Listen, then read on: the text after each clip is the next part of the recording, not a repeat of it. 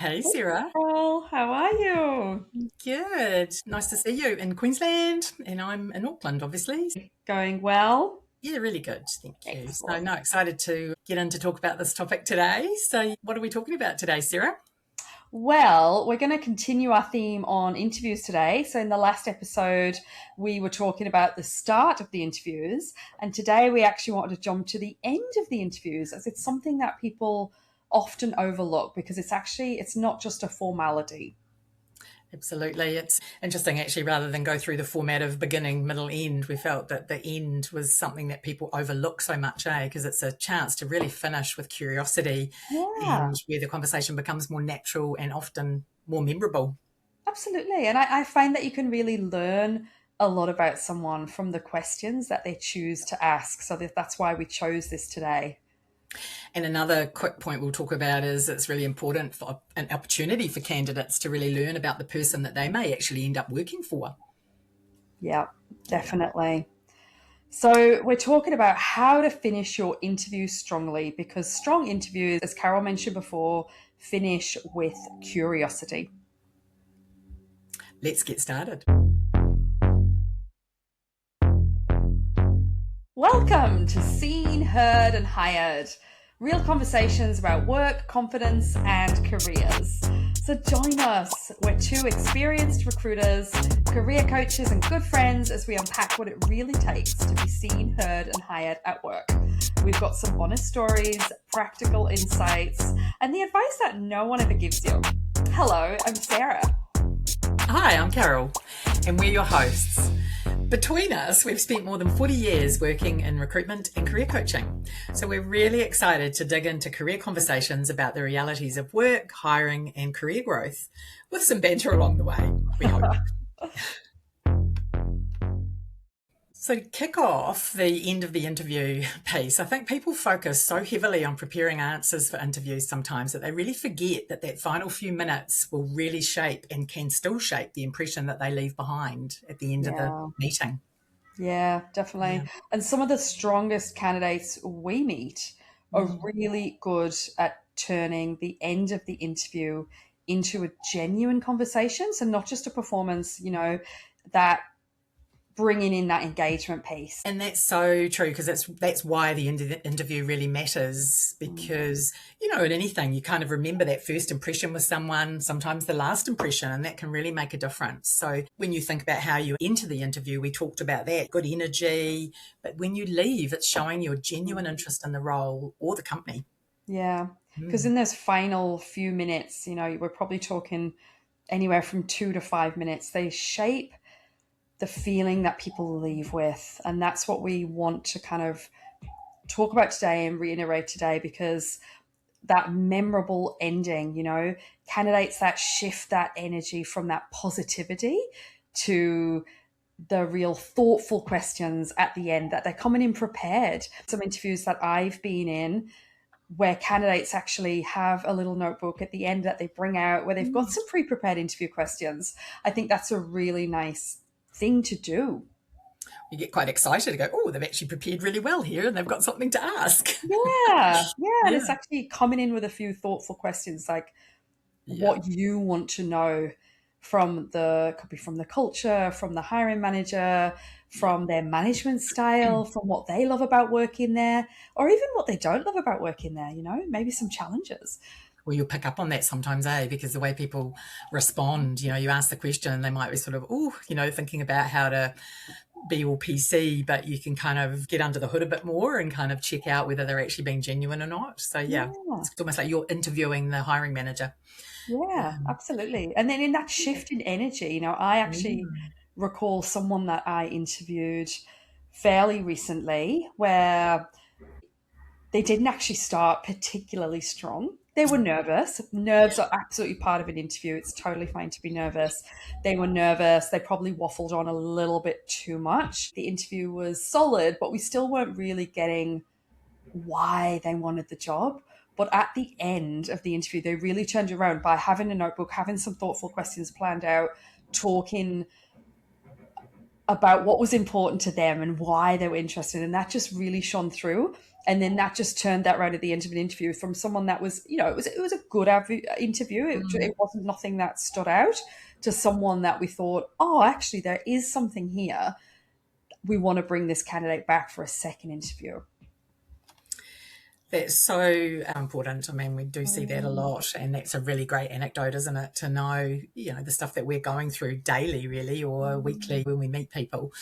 Yeah. And I think it's important to remember that we really want people to do well. As we've said, a good interview should be a great conversation, not an interrogation. So if you're nervous, of course that's normal. I mean, it shows you care, but it's also that you can share your experiences clearly to be able to cut through those nerves. So then when you've got some good questions prepared at the end, it can help you sort of feel like you're yourself a bit more, because you're a bit more relaxed. You've kind of got some questions prepared you can refer to, and you get the interviewer talking. Yeah, definitely. And really assessing that fit too, isn't it? Yeah. Yeah. Yes, totally. Due diligence is something I say to people constantly, like when they're preparing for interviews, do your due diligence. It's quite a mouthful, isn't it? But I think sometimes people forget that interviews are not just about the company choosing you. It's about the person being able to assess that fit too. So being able to do your homework and really get a sense of them to make that decision. Yeah. You agree? Yeah.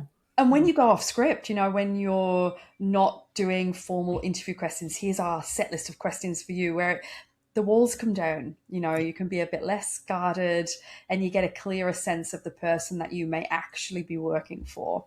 Yeah, very true.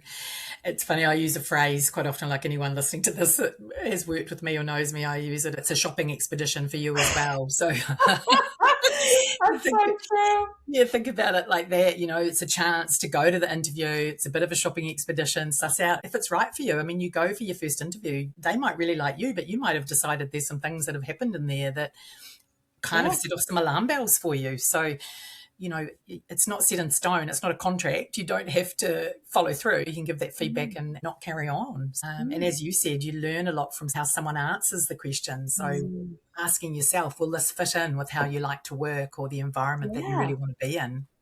I love that, Carol. I'm going to steal that off you. Shopping expedition. It's so true. You are also assessing the company, your manager. Can you work here? So there's really so much that comes up there with how they communicate, their leadership style, what they actually are prioritizing. I think, good questions also help candidates picture themselves in the role more clearly. Yeah. That was interesting when you said about prioritizing. Actually, it does really that's quite key. So you're going to get the sense of are they all business, he or she or they are all business, or is there going to be a bit of banter along the way, or how am I feeling about this interaction?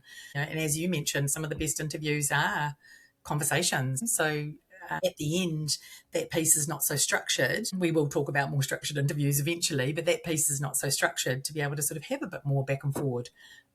Yeah, we'll get into that. And I mean, interviews are something we're both super passionate about. So there's so much that we could be diving into with interview structure. But because Carol and I have been around for a little while, having that informal when we're interviewing, it is a lot more relaxed, because I feel like you can just get so much more from a person when you're having a conversation. But that does come with practice. So for the hiring managers out there, stick with us, because that is something that we're going to help you get comfortable with as well. Well, yes, there is an art to interviewing too. So that is a very good point, because there are good interviews and bad interviews, and sometimes it's the way that it's set up, as we talked about in our last podcast, but it can set the tone for the whole interview, as can the end, walking away, leaving you with that memory. So, yeah.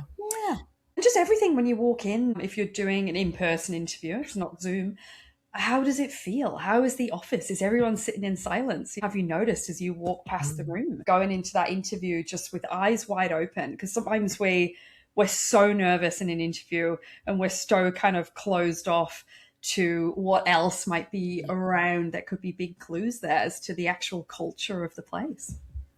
Oh, yeah, totally. I mean, we're sort of going off into different areas about the due diligence, but even when you walk into reception, if it's an in-person meeting, are they all gossiping around the water cooler, or has everybody got good energy, or, what's going on?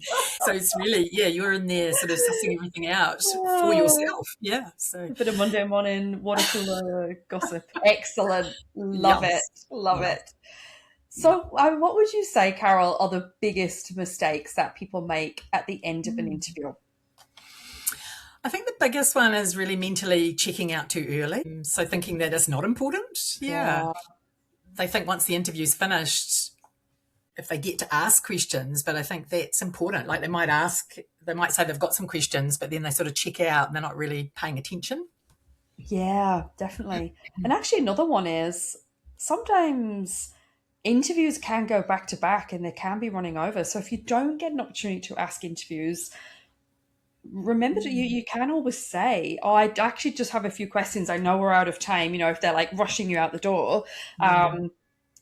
to email through maybe to the recruiter or whoever it Yeah. may be to just send through those questions. It's still such a good time to really, once it's finished, you need to ask those questions. If it is, hopefully there's still time in the interview, but if there's not, don't panic. It's just that they've got another candidate and they're running late, to still shoot them through. Yeah, that's a very good point, actually, because you don't want them sitting there thinking, oh, hurry up, hustle out the door. It's more around, yeah, have you got time for a few questions? Yeah, And very it's about true. reading the room, because sometimes we can just, again, with nerves, absolutely, you can just get so caught up in, I need to get these questions asked. But if the panel, if the interviewer is freaking out because they have somebody else waiting, it's okay to read the room and to recognize that and just move it along and ask your questions at a second interview. It's a great chance for them to bring you back. Exactly. I think too, that's a really good point in terms of timing. But the worst thing that someone could do really is if they are asked if they have any questions and then they go, no, I'm good, or you've answered all my questions. I think that's Oh, a bit of a cop out in some ways because they may well have answered a lot of your questions, but you're in an interview for an hour or whatever it may be, but you just simply can't understand everything that you want to know about the place within the hour. So there's got to be something. So I have a few sort of different things that you can kind of relate to. this is a real bugbear of mine. I've actually started to see it more and more, Carol. I don't know about you, but when I'm in interviews or I get feedback from my hiring managers, I had one fairly recently. Somebody had done a great interview, cracking interview, great experience. But at the end of the interview, have you got any questions for us? Oh, no, I think we've covered everything. To your point, Carol, even if you have an hour interview, you cannot cover everything. There's something that you need to know. Or even if you don't, even if you've decided that if you're not sure if it's for you and you're still thinking about it, you still have to ask a question. It's a very good point, actually. The sitting there thinking this is not for me, but you've got to go through. And I always say that to people as well. You've got to go through that interview like you really want this job. It's like don't let them know halfway through. Actually, this sucks, and just tune out. Because it could be leverage for something else. It could be a bit of leverage for your dream job that you're also interviewing for, where you get to do a bit of salary negotiation. Actually, I've just been offered another job. This is what they're looking at. And even though you know that you don't really want it, it could be a bit more leverage for somebody else to speed up a process as well. Maybe if they're taking their time a little bit more, that you are in demand and you're wanted. it's also, with a company, it's not burning bridges because you might go in and go, actually, I realise for whatever reason, however it's been set up, it's not quite for you, but there could be something else within the business if you're interested in the company. So that's why always going in and just being your best self is always something to strive for. Yeah, I love that. Absolutely. Is there anything like a silly question, Carol, in an interview? What time's lunch? Yeah, we've all been there. I know. And look, they genuinely want to know that, which, probably at some point you will, but it's not really the right thing to ask at the time. It's more around the nuts and bolts of the role. Yeah, exactly. I mean, don't ask that sort of stuff. But I think there's plenty of good questions, and we'll come to those shortly, I guess, won't we? Yeah, and I find people can go the other way as well and suddenly launch into 12 questions and another full interview. If there is some real deal breakers for you, such as flexibility, that's such a hot... Everyone is asking about flexibility at the moment. It's post-COVID. It's so huge. Hybrid working, parking or salary, things like this should be asked before the interview. If you know that you can only work 4 days a week, that's probably something you should have mentioned or asked the question about beforehand. Yeah, just not waste your time as well. No, and that's where the difference, I guess, if you're working with a recruiter, you can have Mm. those conversations before you're put Yeah, forward to the role, so then yeah, they can sort of mitigate that for you, because there is a lot of work that a recruiter will do for you in terms of setting that up with the client. Or if yeah. you are going direct, you get that zero because you're internal. If someone hasn't asked you that question, Mm. or hasn't been discussed, and you get through the interview process and you might find that that's the person for you, and they're like, oh, I can only work 3 days a week and I want 50k more than the role's offering, you're sort of wasting each other's time. So the deal breakers absolutely are things that people need to get out up front. Yeah, for sure. Yeah. And I'd be cautious about that because even for the most amazing candidates in the whole world that want to do a 5 day a week job in 3 or 4 days, sometimes the Mm, job's just not set up for that. And then you are really cramming a yeah. 5 day a week job into shorter hours, which is actually not conducive for you either if you are wanting that flexibility, because you might think you can do it, but actually Mm, it is a full on full-time role that you're just cramming into 3 or 4 days a week, and yeah. And that's not that's not cool either. serving anybody well, really, is No. it? It's having those conversations about how it could be set up, or whether there's job share, or there's ways to have Yeah, those conversations, yeah, absolutely. yeah. But I think not asking when you've really got to have that in your life for whatever reason, Mm. whether you're looking after an elderly parent, you've got kids, whatever it might be, the point is being very clear from the Mm. outset around that. Don't save that for sort of questions at the end. I think those are the questions to kind of, if you can, get through them before you're interviewed. It can be a bit tricky, I guess, sometimes with internal, because there are some companies that might just invite you for an interview. But I think before you go, rather than them doing what we call a phone screen and asking those things, is Yeah, perhaps you could say, well, I'd love to just have a chat with you first around a couple of points. There's a few ways to do it, isn't there? absolutely. So Yeah. good. So what would you say, Carol, interviewers are actually listening for when Mhm. candidates are asking their questions? Well, I hope that they're listening for how curious you are about the role, the engagement that you actually have with the interview and the role, because, you get to the end and it's been a really cool experience. So there's Yeah. lots of good questions. So it's really sort of showing that you're interested in the company or the role, and how prepared you are, how you prepared for that meeting. You've gone and done, again, your due diligence, and you've got some questions, but you don't want to go in and spout, read the annual report and you had a share return of XYZ. I mean, it doesn't have to be about that so much. It's more around, I've noted that you might give back in the community, or you do something. I'd love to know more about that. Or, Mhm. yes, just different aspects that kind of speak to you. And that's what they're Yeah, listening for, I yeah, believe, anyway. yeah. And back to Mhm. that, Hmm. genuine piece. You're genuinely thinking about the role and about the environment. Sure. Kind of demonstrates when you've thought about questions too, rather than like these days, everything's so fast. You can quick apply. It's just churn, churn, churn. I've applied for 500 jobs. Well, I'm sorry, you can't do 500 jobs. So I think showing questions and things that you've actually thought about it, and you're demonstrating Mm. some maturity and self awareness as well. Is this going to be good for me? I'd love to, and I'm sure our listeners would as well, get into like really what makes a great question. Mm, Yeah. So I think the yeah. best questions are thoughtful, the future focused, and that shows that someone's picturing themselves in that role. Yeah, and they need to be questions that are relevant to you as well. So rather than sort of scoring 10 out of 10, yep, that's the perfect question, it's a question that's important to you. Also, there are ways to ask. So, like you say, there's people picturing themselves in the role, Yeah. or people genuinely trying to understand the business or the team and how they fit. Yeah. So, I've got one for you, Sarah. I was just Oh, thinking go about, for we hear this one quite a lot. So, what would success look like in this role after 6 to 12 months? Don't laugh. Oh, I have to laugh, I and I have to know. laugh not because Yeah. it's a terrible question. I'd say it's just an overused phrase. I think everybody asks this question in an interview, and Mm. it's not that it's a terrible question, because you may be genuinely curious as to what success looks like in 6 to 12 months once you're in the role. How do you know that you're doing a good job? How are you measured? But that's the Mm. whole point. There is different ways of probably asking that Mm. question or reframing it. I actually love to, when I'm talking to some of my clients about this, is reframing it. If I am your successful applicant and we're sitting here 12 months from now, Mm. what would you have wanted me to have delivered, changed? There's so much more around that you could really phrase it in a different way. You're still asking a similar kind of question, but you're being quite confident in, I'm your successful person. We're sitting at this table in 12 months time. And it's just really finding out what's important to them rather than it just being a very scripted, standardized question at the end of the interview.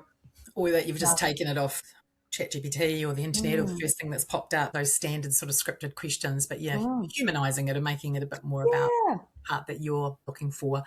I think so. Another good one is showing more of an interest around the team. So, what qualities do your most successful team members tend to have? I mean, that can show a real interest in sort of aligning with who you are and what it is. So if they're giving examples that are completely irrelevant to the way you like to operate, I mean, it gives a good insight into how the team's made up, really. You can kind of get, and they might start to share a bit more about the team or who's doing what without you having to ask that question in some ways. Yeah, definitely. And don't forget, people love talking about themselves. So at the end of the interviewer is just been interviewing you, and you've been doing hopefully most of the talking. So this is a chance to get a bit personal with them. Have some great questions. What did they love about working here? If you are interviewing with your future boss, hopefully you've looked at their LinkedIn. I see that you've been here for 3 years. What did you notice when you first came into this organization? What was different about where you worked previously? If it was in a different sector, again, that curiosity.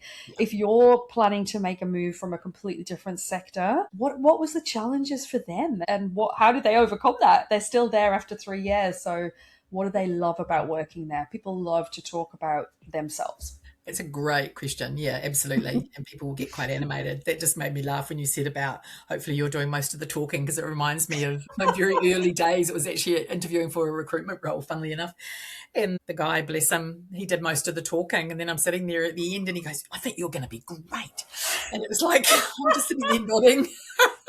Well, he was right. 20-some years later, I'm still here, but it was so funny. The other thing that I think too is if you're struggling to kind of come up with something that's meaningful for you, I mean, even asking about timelines or the interview process and when you can expect to hear back, if they haven't sort of shared that before they get to the end, I mean, that really reiterates your interest in the role. So ask those questions. I might be talking to someone about a role and they're up for another one. And I'm like, well, what's your process? You've had your interview. What's happening? Oh, I don't know. I'm not sure. How many people are they interviewing? Oh, I have no idea. So know what you're up against, I guess, in some ways. So it's asking those questions, and it's absolutely fine to ask, and they'll share and let you know what their process is, or you would hope that they thought about that.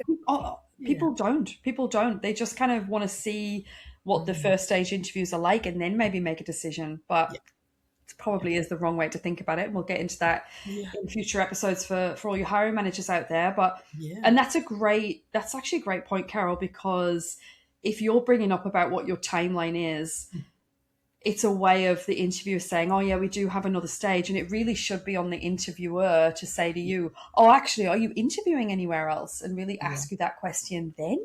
Yeah, for sure. If they don't, I don't think you need to divulge that information unless it's very naturally flows in the conversation. What do you think about that, Carol? Yeah, I agree. Again, working with a recruiter, they'll be aware of that so they can manage the timeline for you. But I don't think it's appropriate to, when you're at the end of an interview, go, well, actually, I've got 3 roles on the go. So, kind of hurry up and that sort of thing. You don't want them to feel pressured to move, but equally it's sort of letting them know how keen you are and that you are active in the market, but this one's really sort of the one that you're keen on and you'd be interested to know what the timeline is.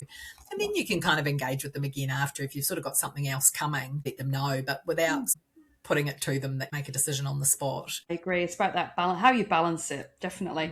I've just actually thought of something else. We've talked about this before, but bringing that energy at the start of the interview and just remembering that the way that you interact in the whole interview process.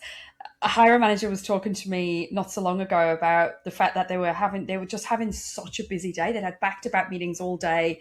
This interview was at 4:00 on a Thursday. It's probably the last thing they actually wanted to do. But the candidate just brought so much energy and enthusiasm into the interview that it was just everything. So if you have that energy at the start and throughout your interview, and then you're ending it with this genuine curiosity with thought out, well-prepared questions, you're going to nail the interview. These are the 2 biggest parts of the interview that I think most people miss because they delve into the behavioral based questions, which we will get into. But these, for me anyway, are the most important parts of an interview, the start and the end. And that's why I think good for us to raise them, because the things that people forget, the start, the finish, it's all about everyone talking about behavioural-based interviewing or how to answer all those questions to show you've got the experience. But I think we're sort of bookending this, and then we'll talk about that afterwards. I think the other thing too is closing the interview. They will close the interview and let you know, hopefully, but you can thank them and then they'll close the interview, you would hope. I hope so. I hope you're not just standing up saying, right, next time, see you later. I've got another meeting. So I guess this is interesting too, because I never know how I feel about this one. I mean, what do you think about follow-up? I mean, if they haven't prompted you, if they do prompt you or give you your email address, I guess it's fine. How do you feel about follow-up? Do you want people to follow up afterwards to thank you or thank the manager? That's a really good one, actually, Carol. I hadn't actually thought about it, but now you've said it, I love a follow-up. I think because it doesn't happen that often. I love a follow-up with me as an internal recruiter. I think following up with the person that you've had that connection with all the way through, thanking them for setting up the interview as well. This recruiter has got you thus far. So I always think that's a lovely touch. And then asking if they can forward on an email or a note to the interviewer, just a few sentences. I think it's because it doesn't happen very often. It's a nice little add-on if it's a job that you really want. Stands out, doesn't it? Yeah, I agree. I think that's really lovely actually to check in. I don't know that I'd be stoked if they were sort of finding a way to message the hiring manager without sort of checking, unless they'd offered the email. But also the big part for me is actually, I always say to people, please come back to me with your feedback. And that's what I want. I want them to get in touch, to message. Like when people are back to me fairly quickly, or they're reaching out to me first, me not chasing them, it speaks volumes. And I often talk to hiring managers about this. It's the whole process. So what I get to see from start to finish, I see that first engagement or hear it. The end engagement, they might be performing in the interview, but it's also all the other stuff like the contact, how quick they are at it and that sort of thing. Oh, definitely. I think people forget this. We are gatekeepers in a lot of the way, and they sometimes let their guard down a little bit with us, but the way that they treat us is everything. So I think just that courtesy, that respect, that reaching out, even just a quick text message if you're running into a meeting, just saying, oh, thanks, Sarah, for setting that interview up. I absolutely loved it. I can't wait to hear back from you soon. That to me is absolute gold. That's awesome. Sorry if you can hear all the noise. For those that know me, I have a dog when I work from home. So I can't hear he's rolling around on the floor underneath me here. Sorry if I'm a bit distracted, but that's all part of the course really, isn't it?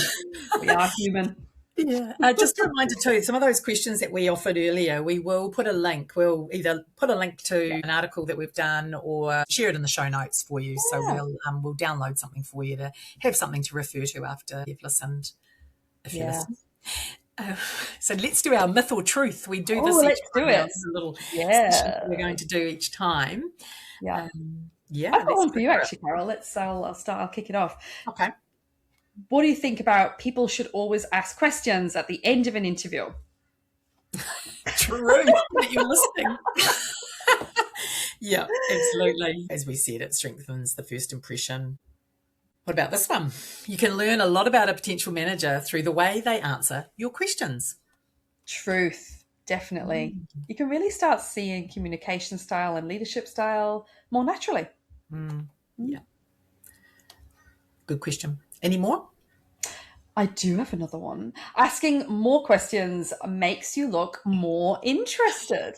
I'd call that a myth. It's definitely quality over quantity. We haven't really talked about how many to ask. I guess appropriate kind of 3 or 4. I mean, if you've only got a couple, that's fine, but probably no more than 4 because that really starts to sort of chew into time. But don't ask something like, tell me what the job entails and get them to review the whole interview again. You really should have gleaned that by now. It's very much have some questions written down, have some stuff to refer to, even if you've got more than 3 or 4, but just sift through them to check that they may have already answered that in the meeting. So there's nothing wrong I'd agree, with your notebook. But it's also checking, have you got time for some questions? So if you had 8 questions, like you mentioned your interview the other day or recently, they had 8 questions, and if they haven't checked and they've got a lot, you might actually get through those if they're welcoming that conversation. Take a moment to assess how they're doing for time. Are they checking their watch? Are they looking around a lot? Then it's probably time to wrap it up. There's nothing wrong about just asking, oh, I've just have one more, is that okay? And just, yeah, to your point, if they're welcoming them, keep going. So we've got one more. Good candidates assess the company too. Absolute truth. Yes, that mindset usually creates just better conversations. Yeah, for sure. So to recap, strong interviews don't just start well. They start with that energy, absolutely, but they finish well too. They have to be a strong finish. And that's the strong ending that we talk about. It comes from genuine curiosity and connection. It's not just about impressing someone, it's about understanding, as we've said, we're banging on about it, but whether the opportunity feels genuinely right for you.